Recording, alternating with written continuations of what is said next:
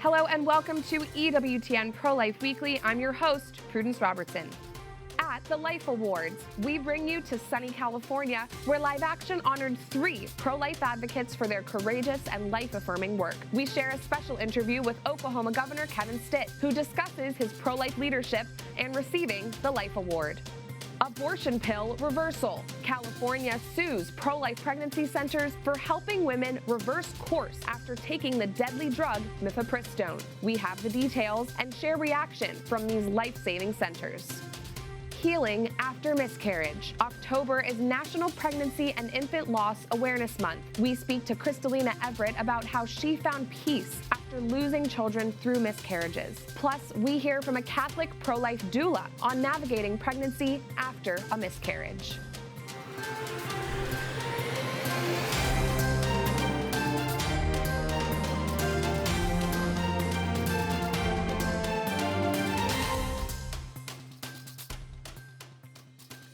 This weekend, hundreds of pro-life advocates gathered in Southern California to celebrate at Live Action's 5th annual Life Awards Gala, and our team was honored to join them.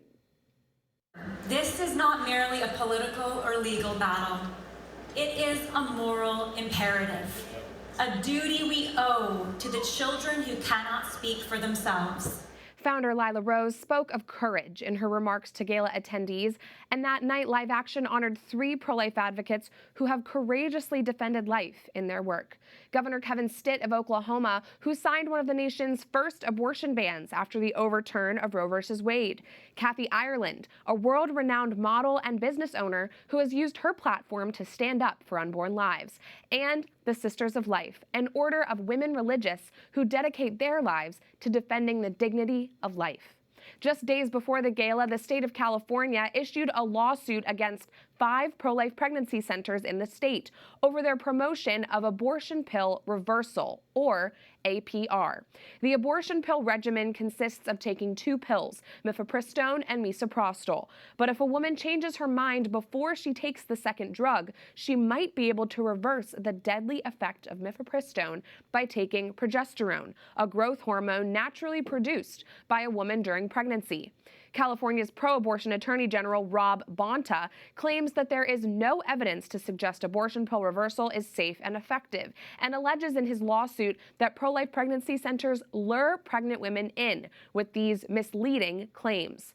Heartbeat International, one of the plaintiffs in the lawsuit, released a statement in response.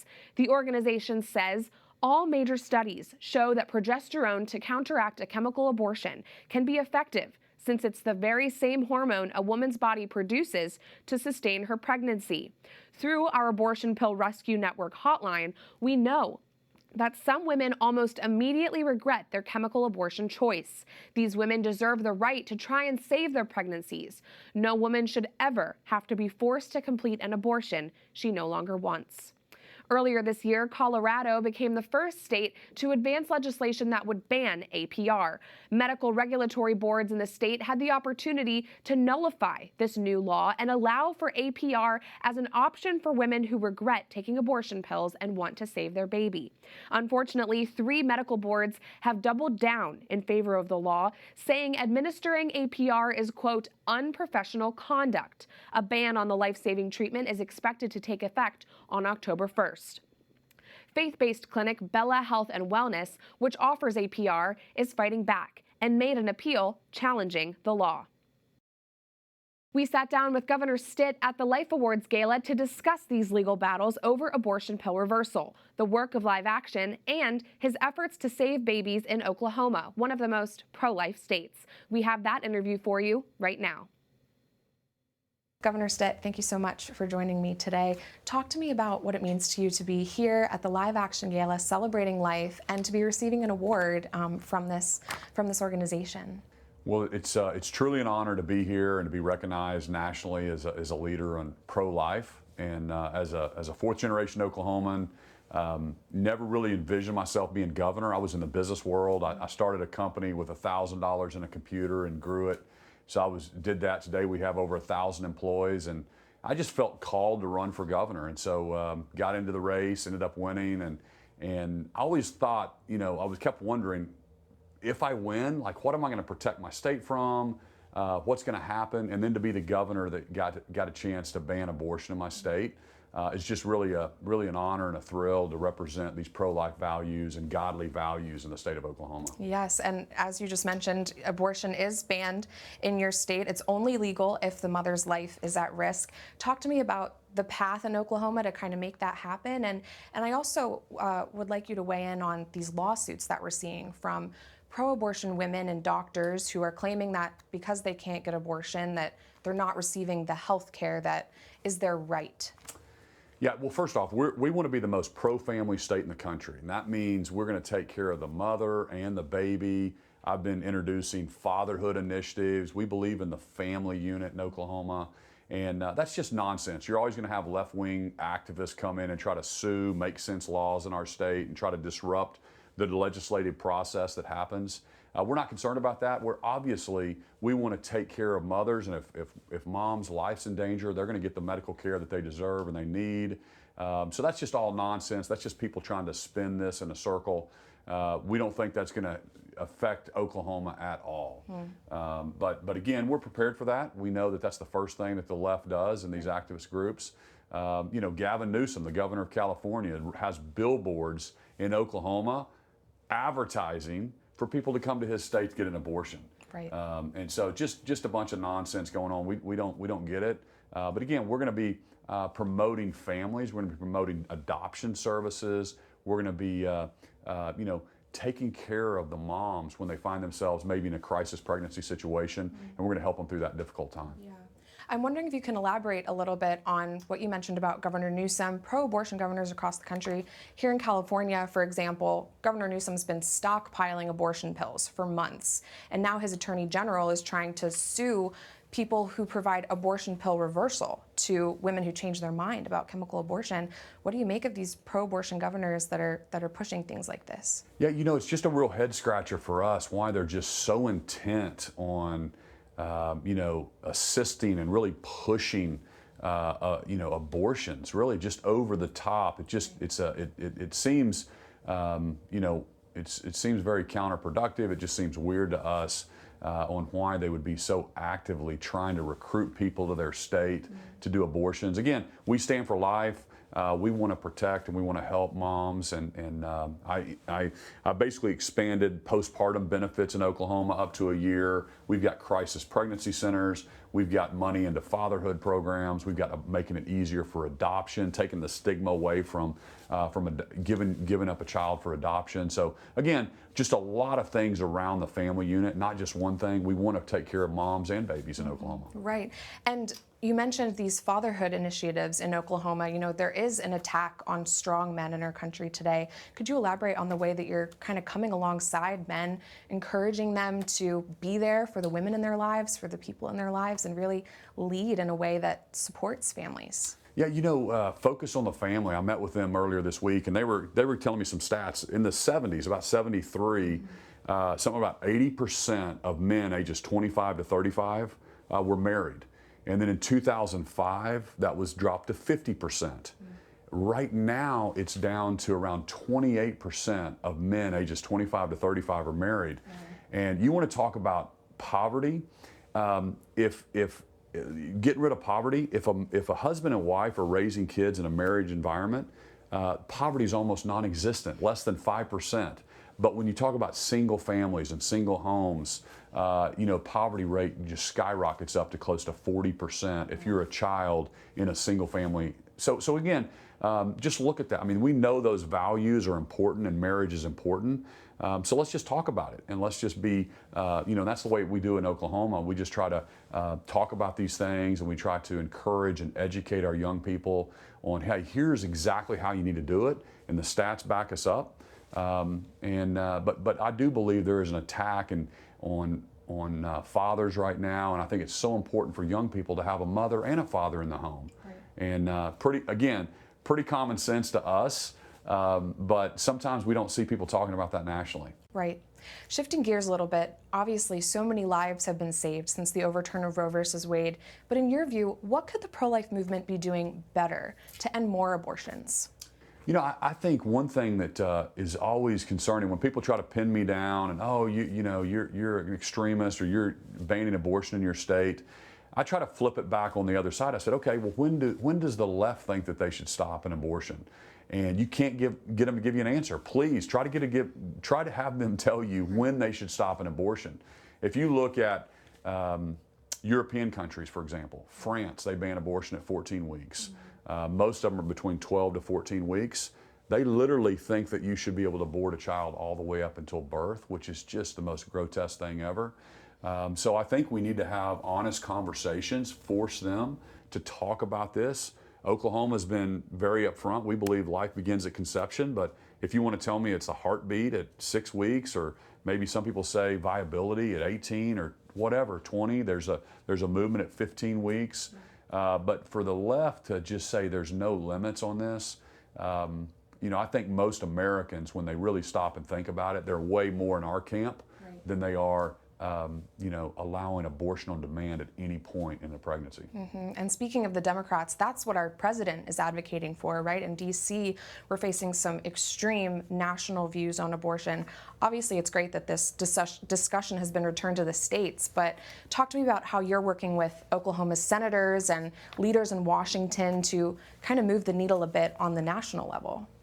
Yeah, that's a debate that's been going on for a while. When Dobbs happened, it pushed it back to the states. This is really a state issue.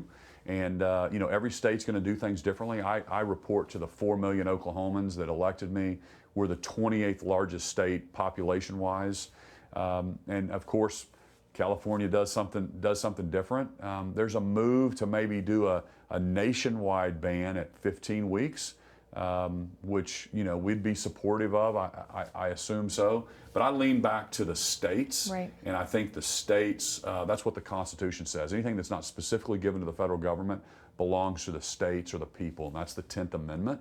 We're closer to the people of Oklahoma. It's 50 different examples of democracy, and we recognize that we're going to do things differently than do in California.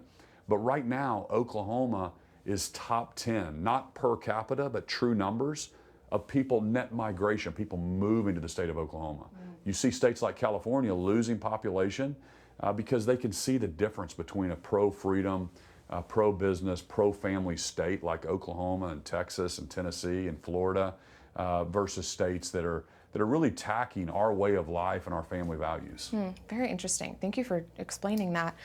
Governor Stitt, before I let you go, I want to bring it back to live action. Just talk to me a little bit about what you're looking forward to this evening. Live Action's done so much to save lives. If you could just talk a little bit about your experience working with them. Yeah, well, Lila's done an amazing job, and we need voices like Live Action promoting these common sense pro-life values all across the country. And I'm excited about tonight. I brought my 15-year-old daughter with me, so a little father-daughter trip. That's great. From Oklahoma. So we're going to have a good time out here, meeting people from all across the country. Kathy Ireland's going to be here, so I'm looking forward to introducing my daughter to her and all the other great folks that are going to be here supporting really just common sense, make sense values. Well, we're grateful that you're here and grateful for all the lives that you've helped to save in your state. So thank you for joining me, Governor Stitt, and for having a chat with me. Thank you very much. Appreciate it. Stay tuned, as next week we'll feature another iconic pro-life leader we spoke with on the evening of the gala. And if you're looking for more coverage from our time at the 5th Annual Life Awards, check out our Instagram at EWTN Pro-Life. Coming up, October is Pregnancy, Infant, and Child Loss Awareness Month. We're joined by the one and only Crystalina Evert to discuss how we can serve women who suffer loss through miscarriage, stillbirth, and even abortion. Plus, a Catholic pro-life doula shares the joys of helping bring new life into the world and discusses how we can encourage pregnant mothers who have experienced pregnancy loss in the past. This after the break. We'll be right back.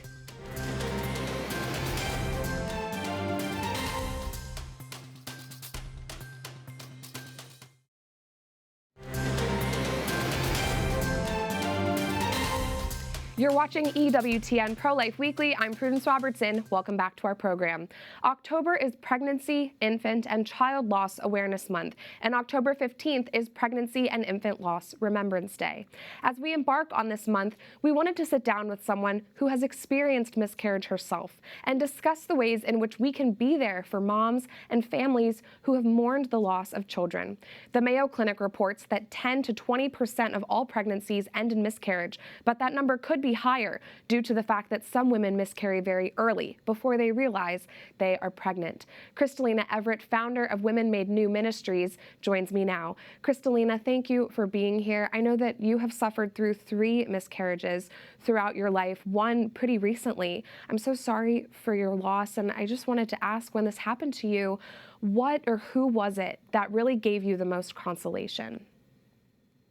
The most recent one actually happened last summer, and my husband was on a pilgrimage, and this was the first one that I actually went through by myself. Wow. And I will say every miscarriage has been very different, just with the timing of the miscarriage and how I was able to handle it emotionally. And this last one was very different one because I went through it alone. And 2, I was so early on in that pregnancy that it was hard for people to kind of comprehend. And that's something I never experienced before, because there wasn't that bump of the belly and that big exciting announcement and people seeing and you showing that still was a pregnancy. And sometimes it gets written off and not taken as like a death of a child. But at the end of the day, that was my baby. I had a bond with that child. There was an emotional bond, a spiritual bond, and that God gives life, but God also takes life. And we're all open to life in the Catholic faith. And when he takes it from us, when you want to be so open, no matter the cost, that's really hard. And I know it was a gift to our family, and I didn't really understand at the time, because you go through this powerlessness, you go through this anger, you go through this grief, you go through all of the emotions when you lose someone that you love. And a lot of the times these women that have these miscarriages, and I experienced it a little bit myself this last time, that you are going through it alone. And that must be such a difficult thing to go through it alone. It just compounds the difficulty, I'm sure.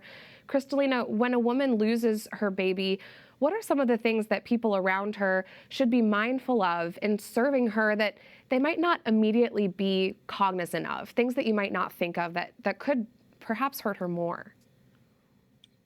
One, that give yourself time to grieve. A lot of women think, well, it's a miscarriage, and the world looks at life like it's disposable, right? And even some family members, well, it was a miscarriage, that really wasn't a baby, but it was. And so to give yourself time to grieve, and give people that may have had a miscarriage that time to grieve. And you may not fully understand it, but they are going through something emotionally, physically, and just to be there with them and let them have that grieving period. But also, I would encourage the women that have experienced miscarriages to embrace your baby, to name your baby, to pray to your baby. And we don't always understand why we have that loss in our lives, but at the same time, God knows. And with this recent last miscarriage that I did have, I had this realization in prayer that was for me, but that God knew the battles that our family would be facing, the battles I would be facing, and that you have that little one that is so close to God, that has passed on, that is there on the other side, that really is praying for you, interceding for you, and really kind of that cheerleader that you need, those extra special graces of that family member up there that you wouldn't have had if they came on this earth with you. And so those were just special graces for myself. And to know that that baby is part of your family and forever will be part of your family. So when people ask, how many kids do you have? I always say, well, I have 11. I have 8 here and 3 in heaven. Wow. And it's amazing how some women just all of a sudden tear up. And they said, I'm the same. And they kind of are shy. Like, I've had 5 miscarriages, or I have had a miscarriage, where it's like they're almost like quiet about it. But it's like, no, embrace your child, embrace your loved one. And that is okay. And they are with you, and they are your family, and you will see them when you pass away and you die one day. Yes, it's like your little personal saint in heaven, and it's such a source of hope. It really is. It's your own, like, going to battle for you up there, Yes. And some of us really need that. And God knows that. And he fully understands the graces that you're getting. And like us, we named all of them. I did not name the last one though, and I'm still healing from that. I'm still kind of working through that because it's not just an overnight one and done thing. Right. It's something you really have to process over time. And my son even came up to me a couple months ago, and he's like, "Mom, wouldn't this be the month that you would have been having a baby?" And it kind of jolted me, because they know what happens. We're very open about it. We pray to their brothers and sisters, and the fact that's on their mind. So to also know that it affects your children as well. It's not something that's just affecting you, but it affects the entirety of the family, because that was their brother, that was their sister, and they know that, and they have to process that too. But when my son said that to me, it was like, it took me back a little bit, but that's okay because they're thinking of it as well. Right. Yes, it's important to know that they understand. Crystalina, They do. Crystalina, can you explain what the church teaches about the souls of those children who we lose when they are still so young? You've spoken to this a bit, that they are, in heaven. But what does the church say about this? I'm not a theologian, but from what I've read and studied on my own from going through this, is that they become little saints and they become in the communion of saints. And that I understand we don't fully understand or comprehend or know what happens after, because they are not baptized, but God gives that life. God created that life. God takes that life, and that life is close to God because it came from him. And that really gave me a lot of consolation when I think of my little baby that I wasn't able to hold or have. And one of the children that we lost, I was much further along, and this is when we lived in San Diego. We even had a burial service and a full-blown funeral. And they do this sometimes in different parishes where they will have masses and they will have prayer services like once a month or maybe every 6 months to remember that child and to offer up a mass for your family, for your grieving, and other women that have suffered loss. Well, Crystalina, thank you so much for sharing all of your insights and for your vulnerability with this conversation. So grateful to have you on, as always. Crystalina Evert, God bless you. Thank you for having me. Many women who experience miscarriage are blessed with children after they go through this devastating experience. These children born after a miscarriage are known as rainbow babies. As Catholics, we share in the same hope of heaven for miscarried children that the Church believes is possible for all unbaptized children, and they still belong to their earthly families. And the joy of new life is something that our next guest knows very well. She's a Catholic doula who has helped bring many new little lives into this world. Kateri Walters, a licensed social worker and birth doula based in Ohio, joins me now. Kateri, thanks for joining me. To start, talk to me simply about your role as a doula during the birth process. Well, thank you for having me here, Prudence. My role in this process is kind of guiding women through their pregnancy in order to bring them to a point where labor is no longer scary, no longer daunting, and really focusing on the joy of bringing their beautiful baby into the world. So that is just kind of the overarching theme of why I am here, why I am there to help them. Of course. And as a Catholic, what have you learned in your time as a doula about bringing the spiritual aspect into the birth process? Oh man, so many good things have come out through just utilizing my faith through this whole experience from start to finish.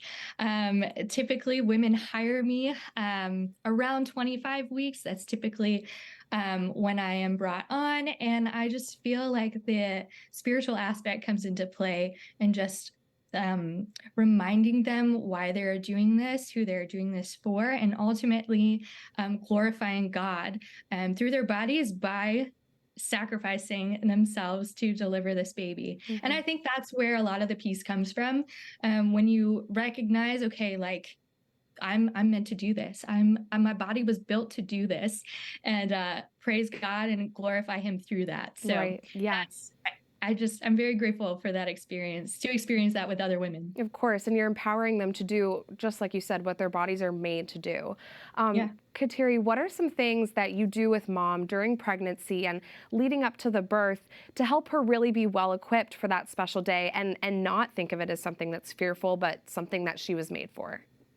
Yeah, so I tell moms that the chiropractor is like the best thing that they could do just to keep their body aligned, like their hips and everything. That's interesting. Because a lot of people are like, oh my gosh, like, what if I can't do this? What if I'm too small? You know, all these fears come into play. And that's what I really want to just dispel, is these fears. So that's the big thing. The second big thing, and this is like the smallest thing, but it's so empowering. Telling the nurse or midwife or whoever who is putting your IV in to put it in a place that doesn't bend. So not in the wrist, not in the elbow. And I tell you, when I walk into that door to meet my mama and her dad, her husband, when they're about to bring the baby into the world, she looks at me and she says, look at my IV. It's not in a place that bends. And I think that starts the ball rolling. It's the smallest thing that empowers you so much, and that just gets our minds in a right headspace of like, okay, I can do this, I can do bigger things too. That's something that I never would have thought about, so that's so interesting. Kateri, what are some of the more difficult parts of being a doula? I know you mentioned to me earlier this week that you helped a mom give birth. The labor lasted 58 hours, so talk me through like what that's like. Yeah. So, first of all, this mom was amazing. She did everything that she could to really muster through this labor. I was so proud of her, and mom and baby are safe, thankfully.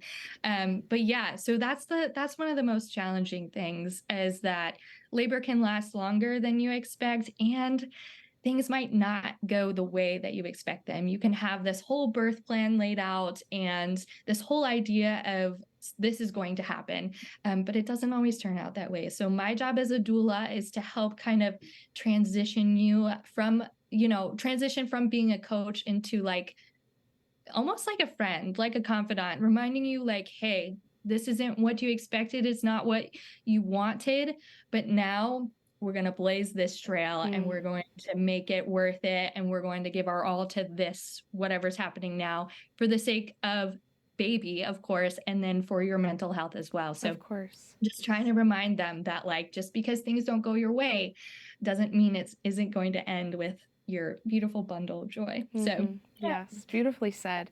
And Kateri, before I let you go, as you know, we've been talking about miscarriage and pregnancy loss on this episode.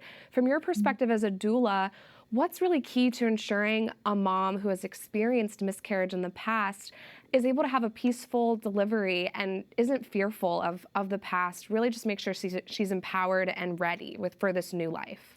Yeah, absolutely. A wise doula once told me that she was at a birth and this mom was talking about her baby who had passed away before, this rainbow baby. And she was saying this baby's name, the one that had passed away, that she had lost. And the nurse came in and said, who are you talking about? What are you saying? Why are you talking about this other person? Like, you need to focus on what's happening now. But I think that's such a lie. I think it was beautiful to be reminded of your baby in heaven, looking down upon you in this moment, like praising and glorifying God through this new life for this new sibling. And I think it's really important for women to not suppress that, to really bring that through their next labor, to just be reminded of the beauty of their body that is given life and new life. So I think remembering our babies in heaven is very vital and very important to having a peaceful delivery. Amen. Thank you for sharing. Yes. Thank you so much for sharing that story. And thank you for joining us and sharing your expertise. Kateri Walters, Catholic pro-life doula. Thanks for joining us. God bless you. God bless you. That does it for this edition of EWTN Pro-Life Weekly. I'm Prudence Robertson. Don't forget, you can find us at EWTN Pro-Life on all social media platforms, Twitter, now X, Facebook, Instagram, we're there. And if you're interested in more news from our nation and world, go to EWTN.com/pro-life and sign up for our newsletter, The Pro-Life Pulse. Remember, life is a gift. Your life is a gift. God bless.